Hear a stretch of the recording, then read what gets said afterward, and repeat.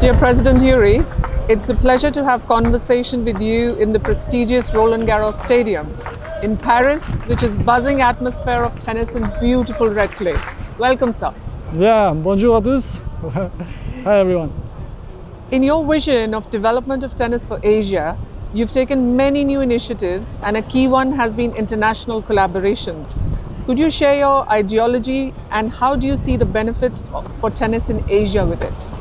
Yeah, my main idea and the approach we have with the team is that we need to work together. The only way to become better is to work and cooperate with others. You cannot be the best version of yourself by going alone, and that's why we want to bring all the nations to be working and also trying to send all the best Asian players to compete in Asia. And also we want to use our good connections with the top governing bodies in tennis, ITF, Grand Slams, in order to have these opportunities when our players can compete, can get the experience in Asia, and later on continue on the biggest arenas like this one to have these tennis opportunities and careers for themselves. Going with that, one of the key focuses has also been the development pathways for tennis for Asia. What do you think about how do you see that? Actually, I believe that kids need to have the opportunities to start playing close to their homes with a minimal expense and to get enough competitive experience.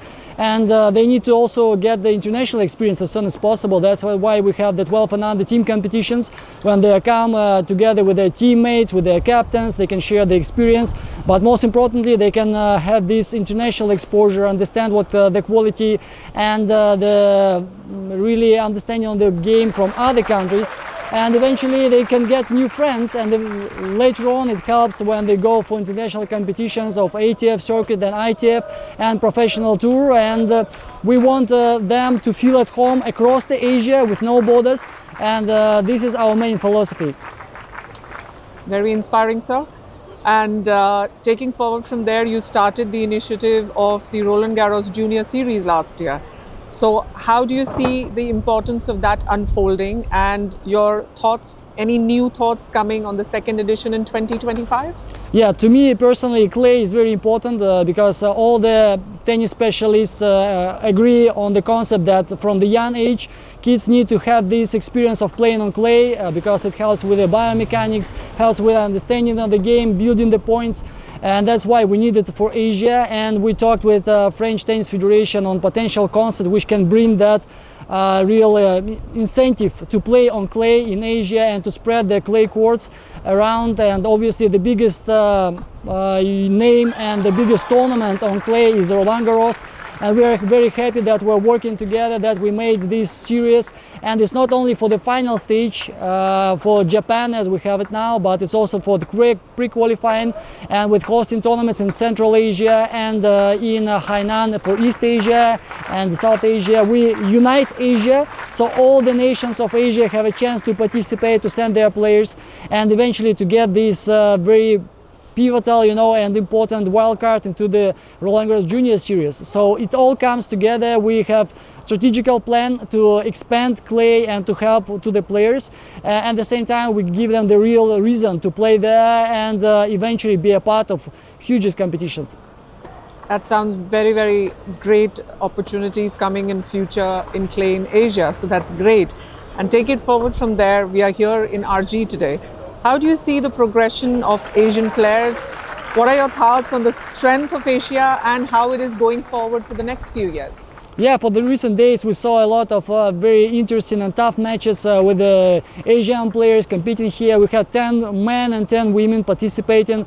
Yesterday, unfortunately, Elena Rybakina lost against Iga Swiatek, but it was a tough contest with 3 sets. We have still Tin Wenjuan here from China competing, and we had tough battles with the juniors. 6 boys, 6 girls were here. And unfortunately a lot of them lost, but to us this is just the first step which they make in their careers, and it's good that they have this experience from early age, like 16, 17, 18-year-old. They know what is the pinnacle of the sport, and Roland-Garros one of the pinnacles for them, and we are very grateful for that experience, and we cheer for our Asian players, and obviously this is a great experience for them and the opportunity to be better versions of themselves for future. That's wonderful. And In your leadership, ATF over the last year has evolved with a very new dynamic branding, many innovations around it. How do you feel in the thoughts, how do you feel about it? Yeah, obviously we really appreciate and respect the legacy of ATF. As you know, last year we celebrated 60 years of ATF.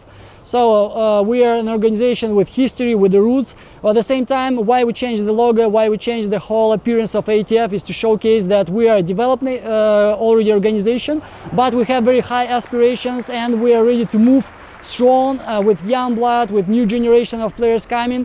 And also for the partners and sponsors, it's very important to see that we are very new looking, we are hard driven, and eventually we should go together. And that's why this year we work a lot in order to promote the activities of ATF, to bring new sponsors and partners to become stronger and to bring new funds and opportunities for our players. And I think you can also proudly state that you are a pioneer association which has an anthem now. You have been driving that new initiative. Yeah, because we wanted to inspire people, we want to unite Asia, we wanted to showcase that only together we can be strong, and this is the main idea behind the anthem.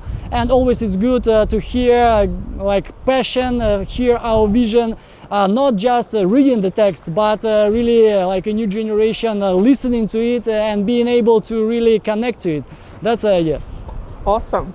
And I think with that new, recently ATF announced the ATF officiating structure for Asia as well.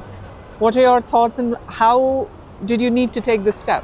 Yeah, the step is very much needed because it's very difficult to get an international level officiating recognition like ITF white badge and so on, and many officials who are really good, they cannot consider that as their real career and sustainable pathway, and that's why we wanted to ease this for them and to help nations as well, because they need a lot of good officials, and with that program we can educate way faster, we can give them the recognition needed to be officials at the tournaments, but at the same time we prepare them for the next stage. So for ITF white badge schools it's going to be way easier to select good candidates. So we want to be a bridge, helping like a springboard to the officials who just start their career to know how they can progress and to shorten that way so they will not lose important years and sooner become really good professionals with good remuneration as well, and be an asset for their own federations. So national federations will benefit a lot from that. So President Yuriy, it would be right to say that ATF as a body is not just looking at the players or the coaches, we are looking at all the different angles of tennis around it. So officials, what could you share to that? Yes, absolutely. We are building the whole tennis ecosystem because players, they come and go, but every generation of players need to have all the people around them to help. Because we need to have tournaments, and tournaments means organizers plus the officials. We need to work with the governments on getting the funds, building the infrastructure. That's why we have the admin workshop where we share the main and biggest practices we have, because it doesn't cost much, but it helps to bring money into tennis and eventually to get an opportunity and provide it to the talented players, give them more way to really succeed in this beautiful game. And that's why we have to work in all aspects of the game, because otherwise we're reliant on other people, other continents, and we want to have it all in Asia to be sure that our home has everything what is needed. That's beautiful, President Yuriy. And as a final note for today, kindly let us know how this new evolved ATF is bringing forward a lot more for the future of Asia. Actually, we have a lot of plans, and our core concept is that every investment we make is not just for now, it's not like some kind of operational expense. For us it's important to build the system, to build the structure, so later on it will be self-sustainable and will keep on growing. So that way we spend every dollar we have in order to be sure that later on it gives back more than we invested. And altogether we have many projects, and we are very happy that now nations coming on board supporting us.